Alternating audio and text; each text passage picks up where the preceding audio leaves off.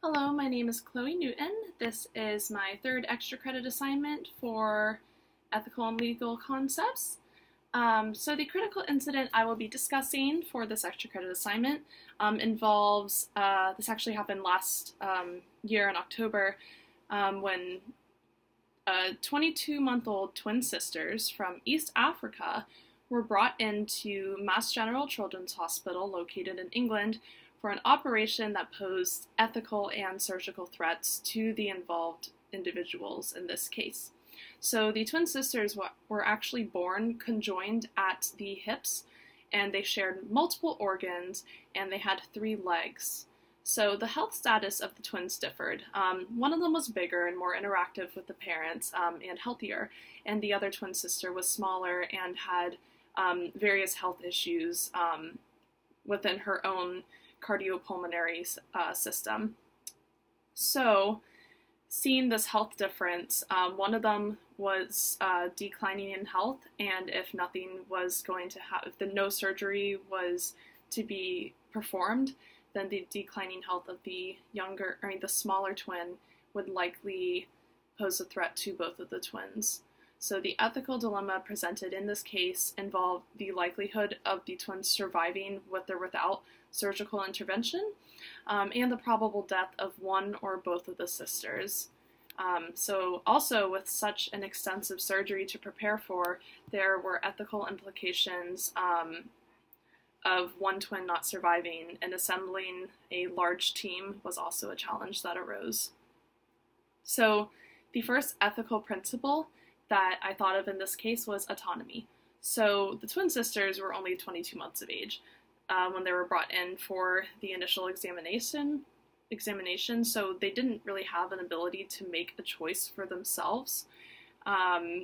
So the ethics committee assigned to the case determined that although each twin was to be considered as a separate individual, the chances of both girls surviving was not likely without the surgery. But if the surgery was to take place, it was likely that one of them would survive. So with this information, the ethical principle of justice was pulled up into question. So could there be a way to safely allow each of the twins to survive?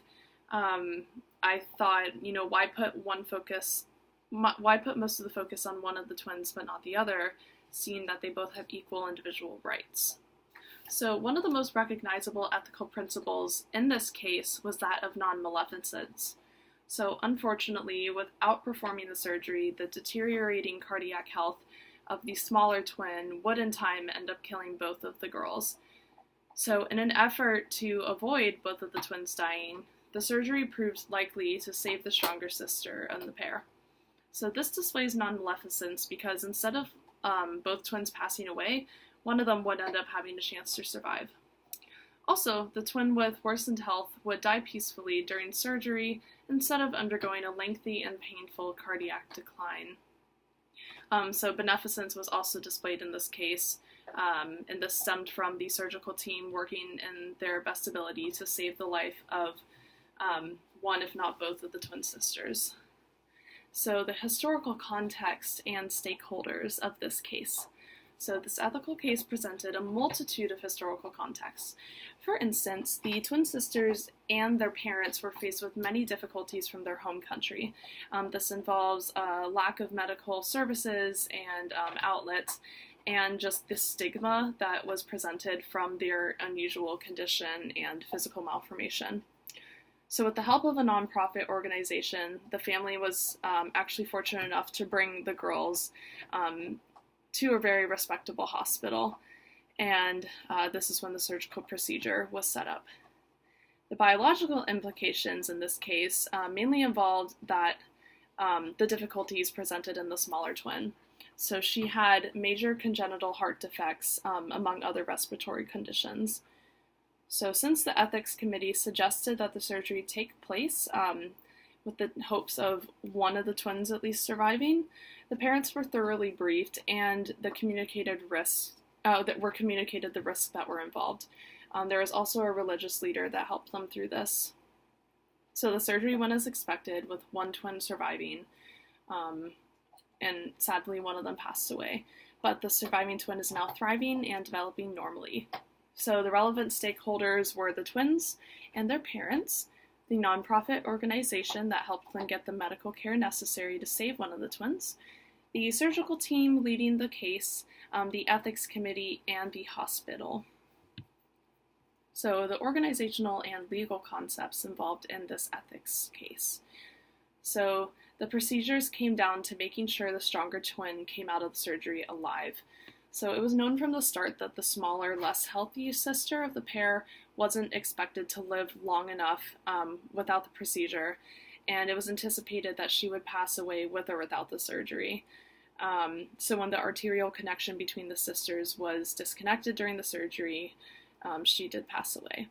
So although this seemed to be the only option available for the twins, it raised the question of, could more have been done to consider a way to save both of the girls? Some of the literature that I was reading on this case described the smaller twin as having a little chance of being saved and not just no chance of being saved at all. So the different case resolutions I came up with, one of them was that of the hospital decides against the surgery or any medical intervention to separate the conjoined twins. So some pros that come from this is that the ethical principle of justice is upheld, so one of the twins won't be receiving more care than the other. Another pro is non-maleficence. This could be, say something goes wrong during the surgery and both of the twins die. So non-maleficence would be, there would be no premature death of one or both of the twins. So a con is the chance to save one or both of the twins could be missed with this option. Sorry, my dog is growling. Kira, come here. Another con is the deteriorating health of one twin would likely kill both of the sisters without any medical intervention. The second alternative I came up with is the hospital would decide to perform the separation surgery on the twin sisters. So some pros is that the surgery presented the opportunity to save one of the sisters. Another pro is beneficence, so the doctors would be working to the best of their ability to save at least one, if not both of the sisters. A con of deciding to go through with the surgery is that the smaller twin would likely not survive. And another con that I thought of is the psychological implication. What if the stronger twin who survives the surgery grows up to end up resenting the decisions that were made on behalf of her part, and letting her sister die, but letting her survive could be very detrimental to her. So all in all, I believe that the second option was the best in deciding to perform the separation surgery. So although the smaller twin ended up having to die in this situation, risking the lives of both sisters is worse than trying to save the life of one of them. And like I said, the only implication I can really see arising from this resolution is the psychological or emotional impact placed on the surviving twin and the parents. Because the family probably already established a really strong bond since the twins were 22 months old. So losing one of them would be very difficult to get over. But still, in my opinion, saving one life is much better than losing two. Thank you.